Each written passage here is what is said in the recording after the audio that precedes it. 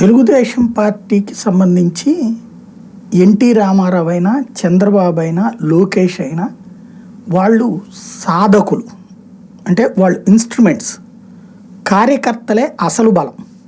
కార్యకర్తల ఆలోచనకు అనుగుణంగానే పార్టీ నడవాలని చాలా క్లియర్గా చంద్రబాబు గారు కూడా చెప్తున్నారు కదా, మాది పొలిటికల్ గవర్నెన్స్ అని. ఇక్కడ అసలు లాజిక్ ఉంటుంది. ఏంటి అంటే ఆ కార్యకర్తలందరూ పార్టీ బాగే కోరుకుంటారు.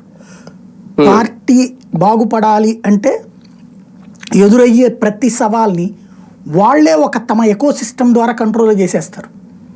వాళ్ళకు ఉన్నది ఏంటంటే సుదీర్ఘ రాజకీయ అనుభవం ఉండడం వల్ల, 40 ఏళ్ల రాజకీయ అనుభవం ఉండటం వల్ల వాళ్ళ ఎకో సిస్టమ్స్ రంగంలోకి దిగిపోతాయి.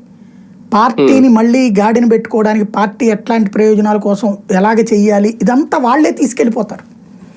చివరికి ఆ అగ్రనాయకులు అందులో లబ్ధిదారులు అవుతారు. ఇక్కడ కీ పాయింట్ అది. ఇక్కడ ఏమవుతోందంటే పవన్ కళ్యాణ్, చంద్రబాబు మంచి జిగిరిగా ఉన్నారు, ఎవరి పని వాళ్ళు చేసుకుంటున్నారు. అయితే ఇక్కడ పవన్ కళ్యాణ్ ఇందులో తన భవిష్యత్తు రీత్యా తను ఒక యాడెడ్ అడ్వాంటేజ్ పొందే ప్రయత్నం చేస్తున్నాడు. ఏంటది?